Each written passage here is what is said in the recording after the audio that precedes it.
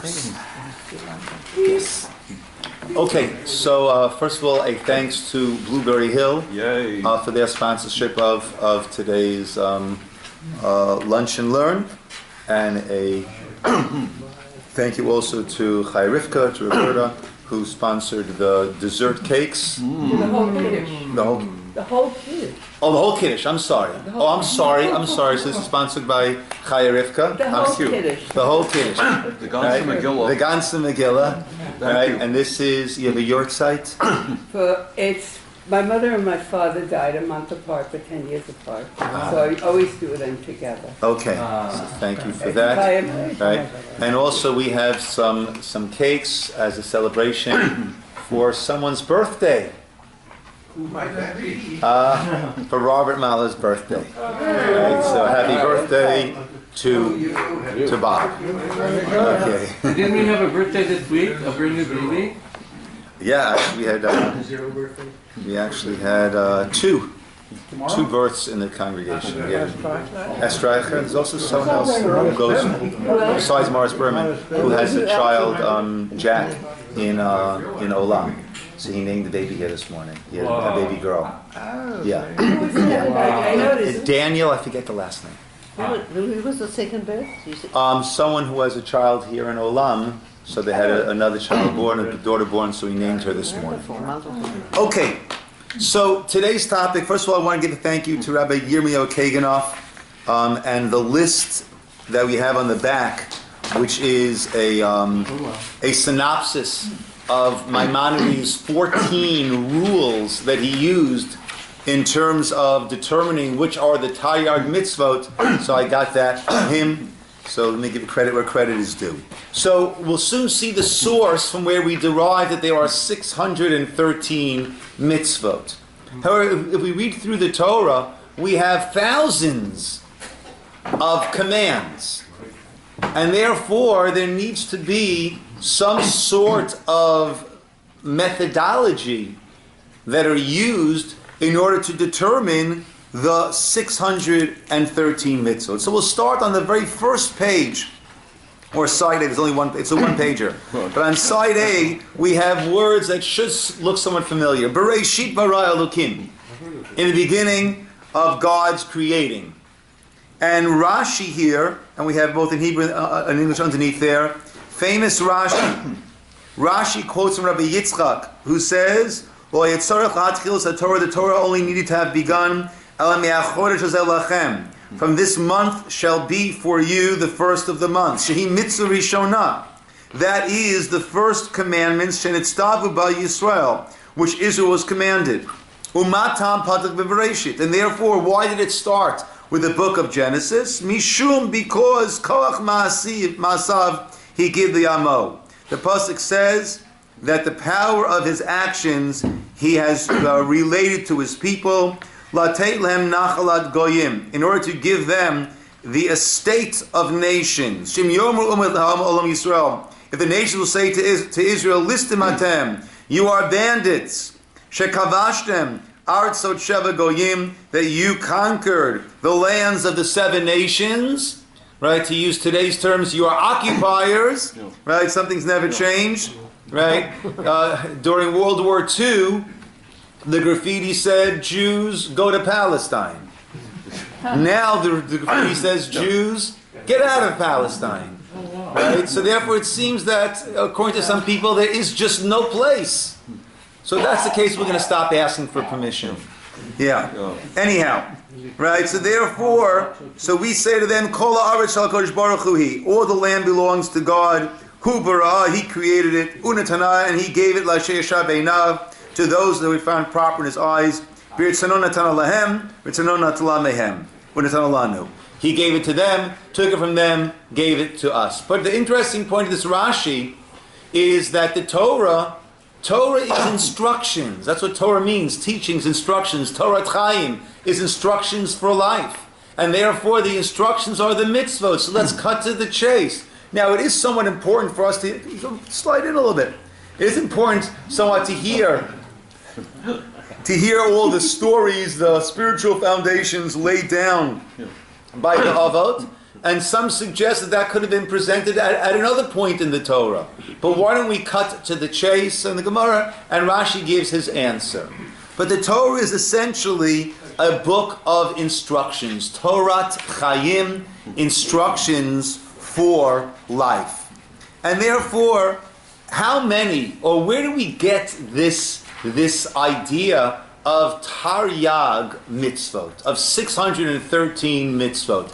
Everyone agrees there are 613 mitzvot. Not everyone agrees which are the 613 mitzvot. There are different ways of reaching our tally.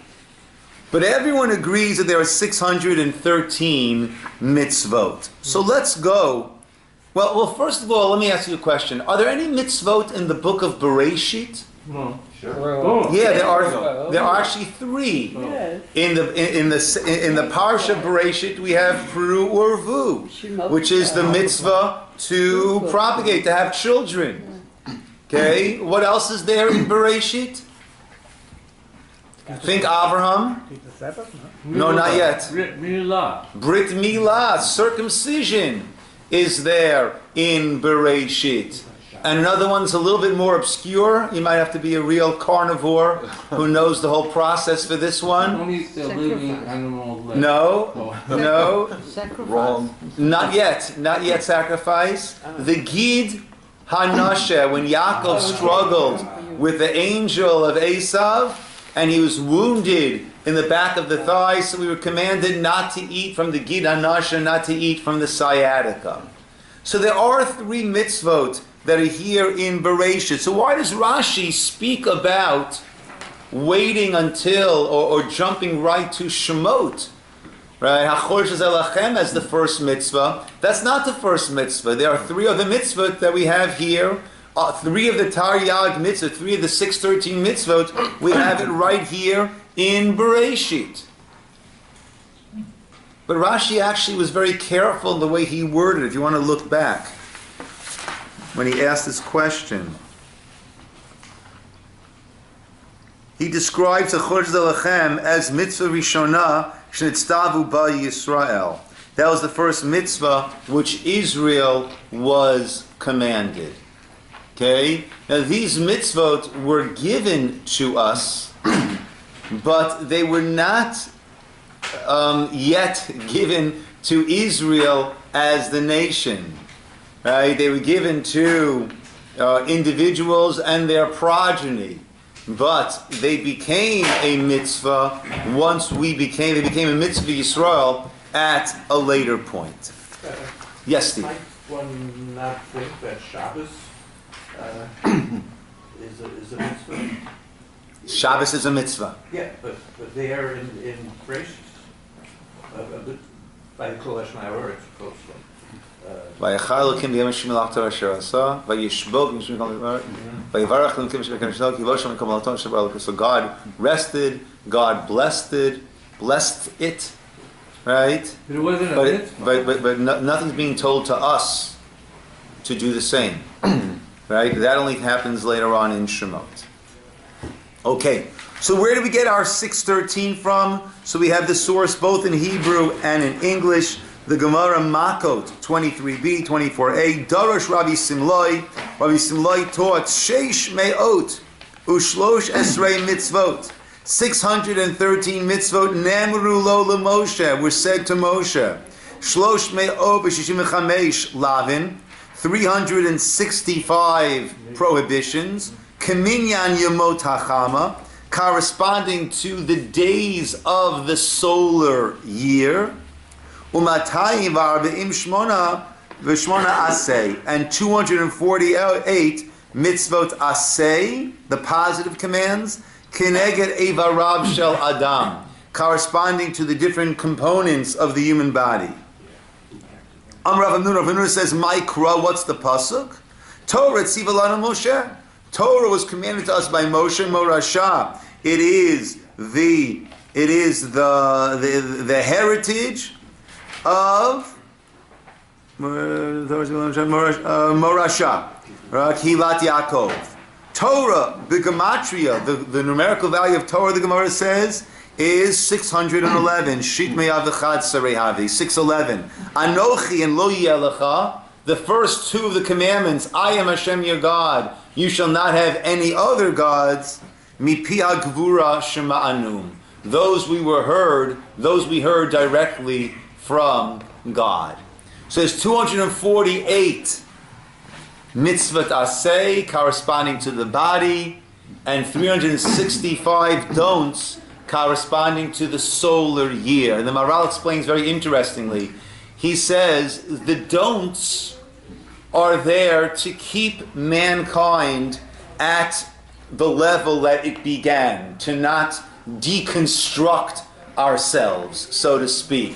And that is the sun. The sun is nature. The sun is consistent. So therefore, we're created a certain way. Don't diminish that. However, the parts of mankind, Adam is the same letters as the word ma'od. Ma'od means very, a lot. And we are meant to become a lot more than the way and that which with which we began. And therefore the Adam is ma'od, is the very, and that corresponds to the 248 mitzvot aseh, positive commandments, which are meant to bring us up and bring us beyond who and where we are. Okay, so we know we have this tally, the Gemara tells us, of 613. There's even a little hint to it that's found, that when Yaakov sent a message to Esav, when he was leaving the house of Lavan, he said, Im Lavan Garti. With Lavan Garti I have lived. And Garti is the same letters, and therefore, of course, the same numerical value as Taryag. So the sages say that the message was, Im Lavan Garti, the Taryag mitzvot shamarti. With Lavan I have lived, and the 613 mitzvot I have maintained. Okay, that's a little hint in the Torah itself, besides the Torah being the 611 Siva Lanu Moshe. The Right. 613 that you're talking about here do not include Purim? Okay, we shall soon see. Let's go, jumping right in over here. Okay, so there are a number of scholars, of great sages, who gave us their list of the 613. Rambam, Maimonides, did his 613. Ramban, Nachmanides, also has his 613 with some differences. The well-known is the Sefer HaChinuch, that's the book of education that was written by a father for his son, and he goes through the 613 mitzvot, almost exactly utilizing that of the Rambam, but whereas the Rambam had it grouped differently, he does it in the order that they're found in the Torah. So again, this Rabbi Yirmiyah, he brings, right, from the Rambam, he gave it these names that I used, right, the 14 rules that the Rambam, that Maimonides used in terms of determining what does make the list and what does not make the list. So number one, to address what Ray brought up, is no rabbinics, meaning Purim, the holiday of Purim and its mitzvot, the holiday of Hanukkah and its mitzvot, Hallel on Rosh Chodesh. All of these are not listed by the Rambam. Now others do. The Bahag, who is the Baal HaMitzvot HaGedolos, Baal HaLachos Gedolos, he does list some of the rabbinic ones. Now, the Gemara that we had read, 613 mitzvot were said to Moshe. Now, that would seemingly preclude any of these rabbinic mitzvot. And we understand the Rambam very clearly. The question then would be, how could, don't sit in the bleachers. Come. This is the punishment for coming late. You have to sit next to me. I can really camera roll really good. How are you, Roland? Roland, how you doing? Good to see you. Okay. So first of all, there are some varying texts in that Gemara. Some texts read the Jewish people are commanded 613 mitzvot. So therefore, that would not the wording would not preclude any rabbinic mitzvot. However, how could it be that we say that? Well, let's bring it back. Right? If we're talking about 613 mitzvot, the assumption would be that they're Torah mitzvot. Yet by a rabbinic mitzvah, when we make the blessing is that God sanctified us with His mitzvot, vitzivanu, and God commanded us. So how do we make a bracha, a blessing of, blessed are you, God, the King of the universe, that you've sanctified us with your commandments and commanded us to light Shabbat candles, which is rabbinic. To light Hanukkah candles, which is rabbinic. To say the Hallel, which is rabbinic. How do we make a blessing that God has commanded us? How do we understand that blessing? Is it through the rabbis? Good. So there are verses where the Torah says, don't deviate yamin usmol, not to the left, not to the right, from that which you are commanded. And therefore, right, get this down everybody, we're commanded to listen to our rabbis. Okay? Therefore, that would be, by proxy then, if the rabbis command, if the sages commanded these mitzvot, then God commanded to adhere to the guidance of the sages, thereby that's considered a commandment of God. Yes, Your Honor. Yes. Well, first you have to listen, and then we can worry about the obeying. Okay. So number one of the Rambam's rules is that it cannot be rabbinic. It must be that which the Torah itself says. Okay? So therefore the Rambam, as most others, does not list, as we mentioned, Chanukah, Purim, and other such mitzvot. Number two, only what the Torah says. If something is learned out from what we call a drasha, right? It is derived, or hermeneutically, it's derived from the psukim. That will not count as its own mitzvah. Classic example: kabed et avicha ve'et imecha is the commandment to honor father and mother, honor one's parents. Now it says kabed et avicha ve'et imecha. There's the extra word et, that connecting word, right? Honor to your father and to your mother. And the Gemara learns out et comes to include a step-parent, a stepfather, or a stepmother also must be honored. Honor your father and your father's wife. Honor your mother and your mother's husband. Now, being that that is derived from a drasha, it's not there in the Torah, it is derived from a drasha, therefore, it's not considered as if it's written in the Torah, and therefore that goes under the category of honoring parents. It doesn't go as a separate mitzvah. Okay? So therefore, that is number two. Similarly, he gives an example. There's a mitzvah to visit the sick. There's a mitzvah to comfort the mourners. The Maimonides does not count those as separate mitzvot because they are derived. It doesn't say in the Torah, thou shalt visit the sick, nor does it say, thou shalt comfort those who are in mourning.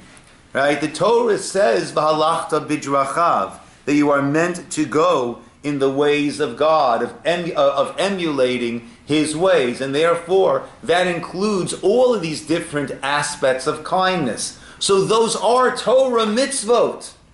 Don't get me wrong. They are Torah mitzvot to visit the sick, to comfort those who are mourning. But it all goes under the category of emulating the ways of God. And therefore they are Torah mitzvot. But again, like we said, there are thousands of Torah mitzvot.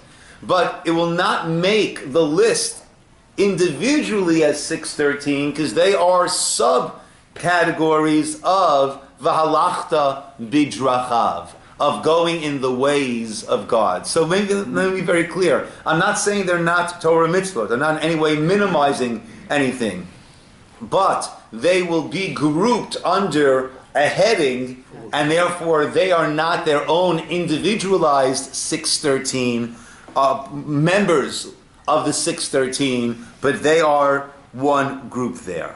Number 3, the mitzvah must be lasting. It must be everlasting. Okay? There is a commandment. Any Levites here? We're Levites. Okay. My wife is a daughter of a Levite. Okay, well the Levites would serve in the Beit HaMikdash. And at age 50, that was forced retirement from the service they were doing in the Mishkan. So that's a prohibition, isn't it? Don't work after age 50. Okay? However, that was only in the Mishkan, not in the Beit HaMikdash. The Mishkan meaning the traveling tabernacle in the desert. That was not in the Mikdash. And therefore, it's not an everlasting mitzvah. It was applicable then, and then no longer was applicable, and therefore it is not listed. Now, how about mitzvot of the Beit HaMikdash? Will they be on the list or not?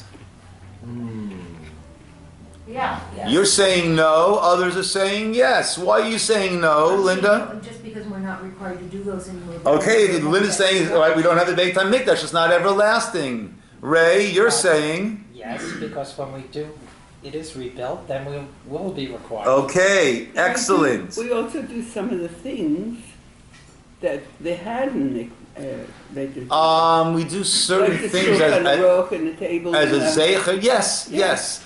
But those mitzvot, it's not that they're not everlasting. They are everlasting. We are temporarily out of service. Get the pun? Sorry. Okay, so we're temporarily not able to do the service in the Beit HaMikdash, but it doesn't mean that it's not an everlasting mitzvah, right? It is an everlasting mitzvah, but we're just right now we are unable to perform it. So therefore, Beit HaMikdash would be on the list. But some of the mitzvahs that will be done there in the third Beit HaMikdash may not be. But those in the Torah, those which are Torah, will apply even there, and certainly they're everlasting mitzvot. It's just like lulav and etrog. What do you mean? Well, because we're not shaking the lulav and the etrog today, but we will. Well, we are shaking lulav and etrog today, but Not today. Not today. Today. Oh, fair enough. Okay, yes. You can. Yes. We're out of service temporarily. Yes, temporarily out of service. Okay, number 4 is the Torah, but not the whole Torah. There are certain mitzvot, commands in the Torah, which are entire Torah, right? Keep my decrees, right? Mitzvotai tishmaru, v'chukotai, right? We have these which tell us, keep all of the commandments. Okay? So therefore, right, each mitzvah is a different connection, right? Mitzvah means commandment, it also means company or to accompany. Therefore, each mitzvah creates a certain bond. Okay? So when God adjures us to keep all of the mitzvot, right, that's not going to be a separate listing on the 613. That's telling you to keep all of them. Okay. Number 5 is reasons that are given. When the Torah gives a reason, very good, that's a reason, but that will not count as a separate. That's the reason for that mitzvah that is there. It will not serve as separate, and that's pretty simple to us. Now, number 6. Certain mitzvot have the yes and the no. Probably most famously, Shabbos has the do's of Shabbos and it has the don'ts of Shabbos. If that's the case, so therefore the do of Shabbos is one of our 248 and the don't of Shabbos is one of the 365. Each one will count as its own. Therefore, when it comes to all the Yom Tovim, we have the do of the Yom Tov and the don't of the Yom Tov. So therefore, that each one of those comprises 2 separate mitzvot. Yom Kippur, right? There is the prohibition against partake. Well, there is the obligation to deprive ourselves of certain things, right? There's the obligation to deprive, and there's the prohibition not to partake. So once again, over there, we've got the flip side, and both the aseh and the lo ta'aseh, both the positive and the negative, will be considered mitzvot of the 613 in and of themselves. Number 7, which is the details. Okay, certain mitzvot, the example he gives, or Keganov gives, certain mitzvot have a sliding scale for a certain thing that a person did wrong. So it's called a korban olev v'yored, right? Literally up and down, meaning a wealthy person for that infraction will bring a sacrifice, an animal sacrifice. A poor person will bring a bird sacrifice. An indigent person will bring a meal offering. And actually the Torah specifies over there that when it comes to the poor person, there it mentions nefesh. It mentions the soul. Right? To let us know that as long as a person is doing that which is in their ability to do, then it's considered as if they have presented their soul to God. Right? We don't measure ourselves against what others are doing. We measure ourselves against ourselves, what we could, should be doing, and what we are doing. And that is the way that we measure. That is the way God measures. That is the way we should be measuring ourselves also. So therefore, even though this one brings that one brings this, and the other one brings that, that's not going to be considered 3 mitzvot. There is that one mitzvah to atone for that infraction in that way, and each one will do it in the way that they do. Now, number 8 is very interesting. There are certain verses, certain psukim, where the Torah says don't. But not every don't is necessarily a don't. The pasuk says, Lo yakum, there will not arise a navi, a prophet, like Moshe.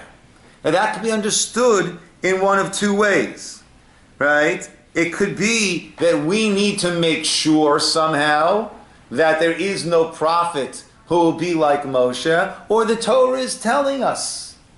The Torah is telling us a prophecy. You should know that Moshe lived, Moshe did, there'll be other prophets afterwards. There will never again be a prophet like Moshe. So in those situations, those are understood to mean a prophecy. There's no mitzvah not to allow or not to appoint a Navi like Moshe. That is the facts. The facts are there will not be another Navi like Moshe. Right? So it's not a directive, it's not a commandment, it is a statement of fact about the future. Now, sometimes the Torah will tell us many times not to do something. Examples? Well, there's the meat and milk. Good. The classic milk and meat, where it is 3 times, it says virtually the same pasuk. Right? And we learn out, you can't eat, you can't cook, you can't derive benefit. Okay? That is why there is the need and in Israel you have special kosher chef schools, right? Because in a regular chef school, so they always have milk and meat, right? Milk, it seems, is added into soups, meat soups, in order to thicken it, right? So a person can't even say, well, I'll do that, but I won't eat, right? Because besides the issue of eating the milk and meat mixtures, one is not even allowed to cook. Or another example would be blood. The Torah mentions blood many, many times, not to drink blood, not to have blood. And we learn out from there that if something that I think most of us find somewhat repulsive, if that the Torah tells us not to do, and one will receive tremendous reward for abstaining, then how much more so will the reward be for those things that we are tempted to have, that we are interested in, and when it's prohibited and we abstain, that there will be reward for that. So therefore, even though it might say it many times, then it only counts as one. However, there are certain times when two similar mitzvot will each be counted as a mitzvah because one is more comprehensive than the other. And the classic example he brings for that is when we're discussing chametz on Pesach, there are two prohibitions. Bal yira'eh, bal yimatzeh. Number one, you should not see it. Number two, it should not be found. Okay? Now, if I were to bury my chametz, I might have taken care of the bal yira'eh, it should not be seen. But if and of course, this is referring to chametz that you own, right? You don't have to, as you're driving past the bakery, close your eyes and create a hazard, right? It's not your bread. That's not going to be an issue, right? You can shop in the Ralph's or the Wholesome Choice, and you can walk along those aisles where they're selling chametz, right? That's not an issue, okay? But if one doesn't see the chametz that they own, they will not have transgressed bal yira'eh, not seeing it, but they still will, bal yimatzeh, that it could be found. It should not be found. Therefore, it can't be around that it could be found. So therefore, that would be a case where they are similar mitzvot, but that those two mitzvot are each individually listed as part of the 613, because each one goes beyond the other one. Yes?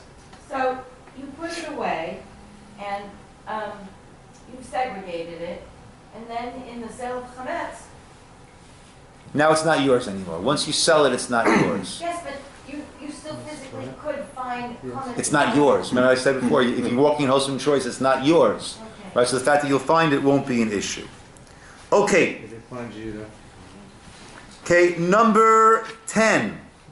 Preliminary steps do not a mitzvah make. Okay. There are mitzvot which involve different steps. Right? The Torah tells us to bring the flour to make a grain offering. Right?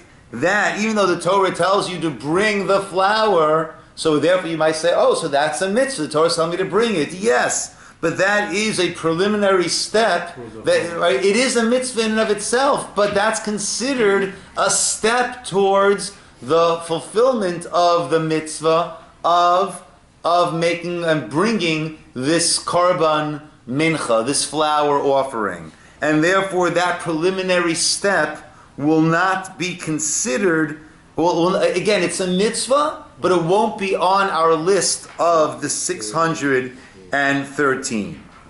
Now, certain cases, we have, number 11, part of a mitzvah is equal to none. There are certain mitzvot that we have which come about by our having a number of items. For example, lulav and etrog, perfect.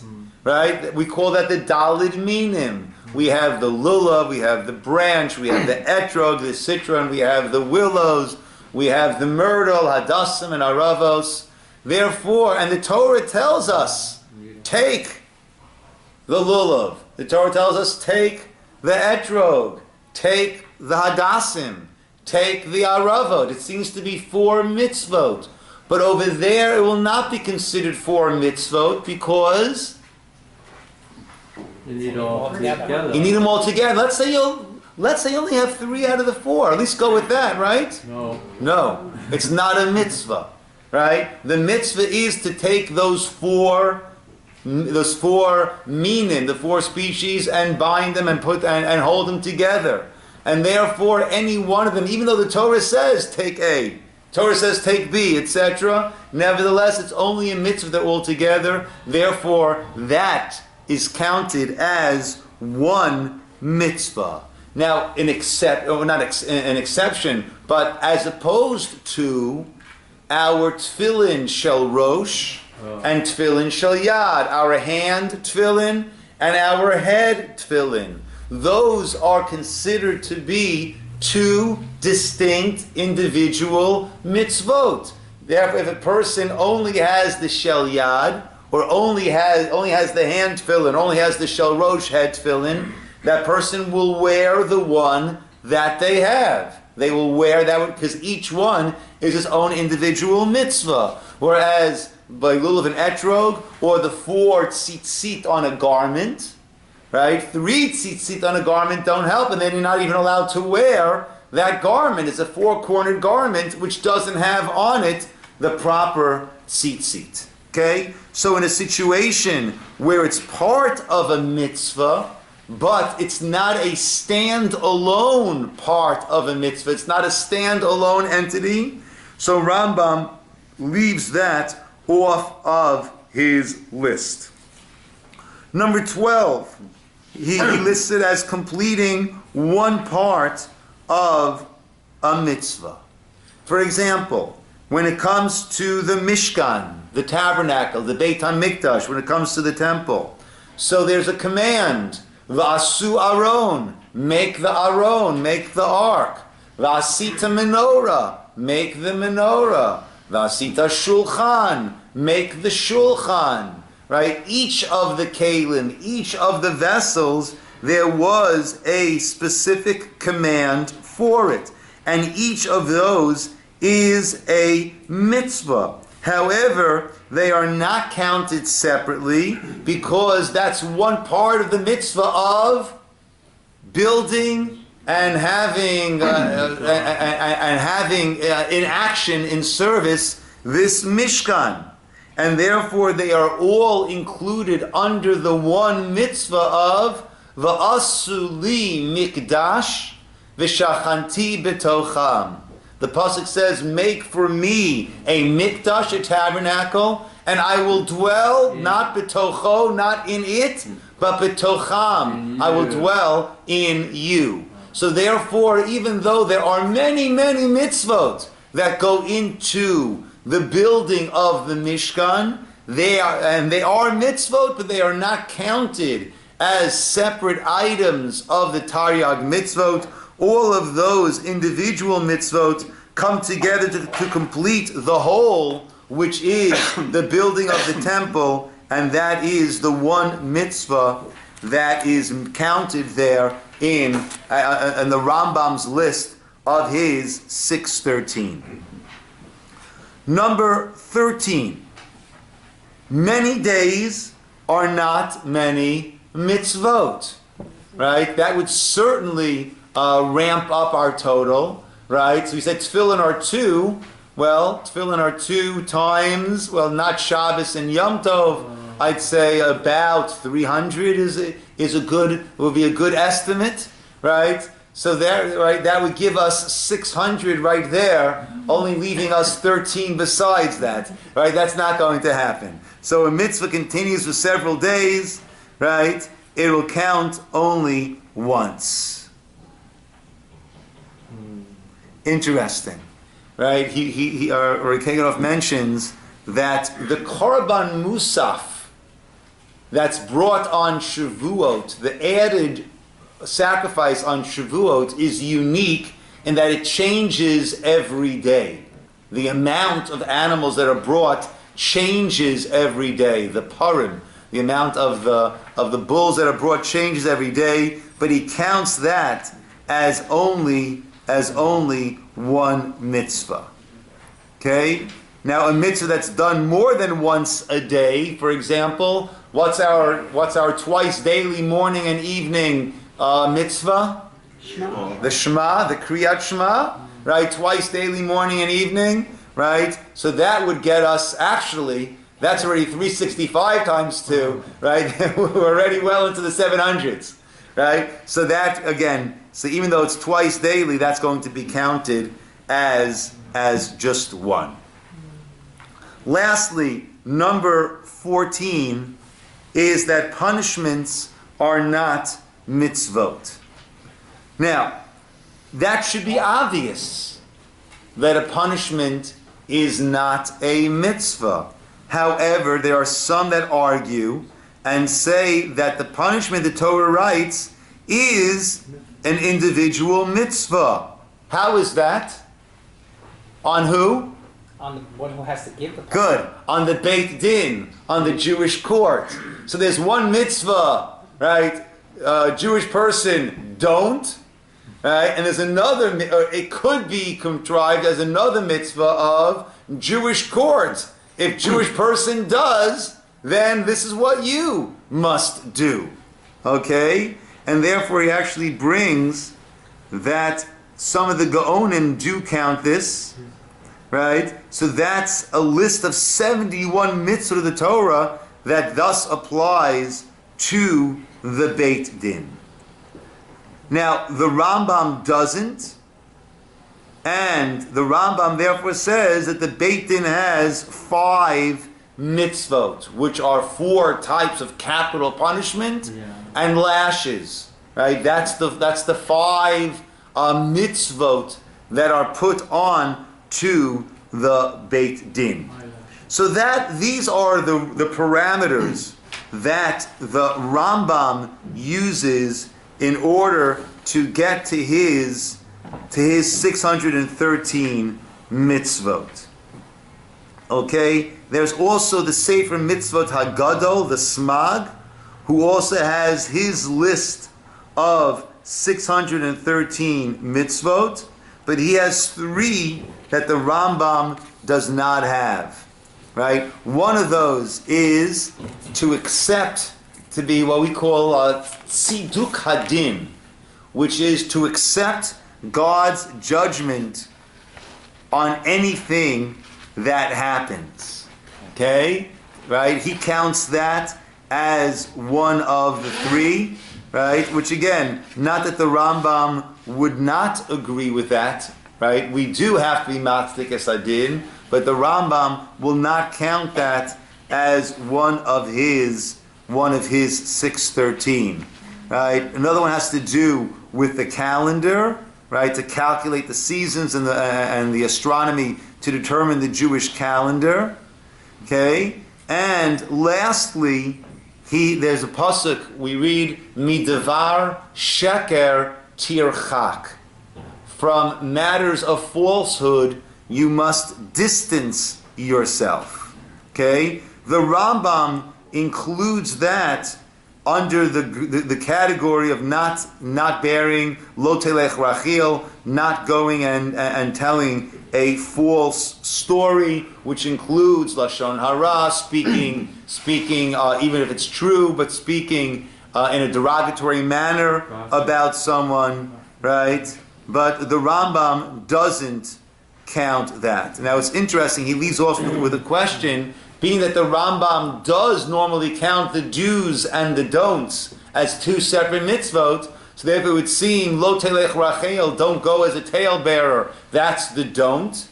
And midavar sheker tirchak, distance yourself from falsehood, that would be considered a do. So why the Rambam doesn't count that, he leaves off with the question.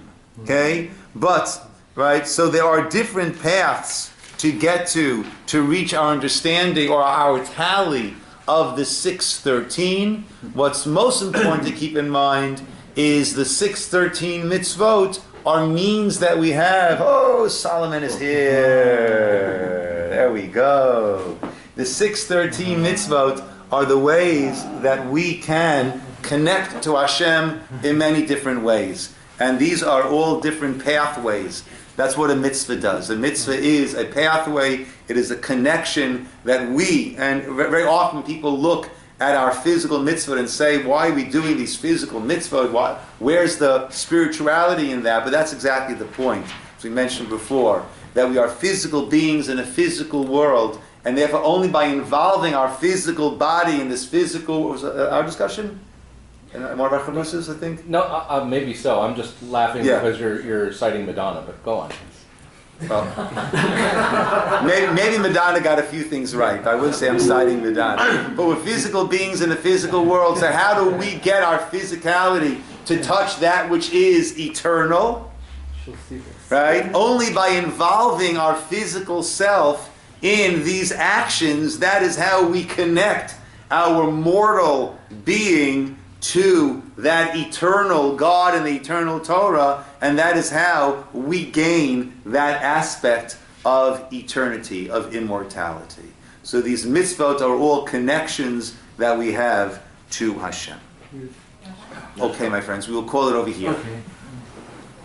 Thank you. You're very welcome.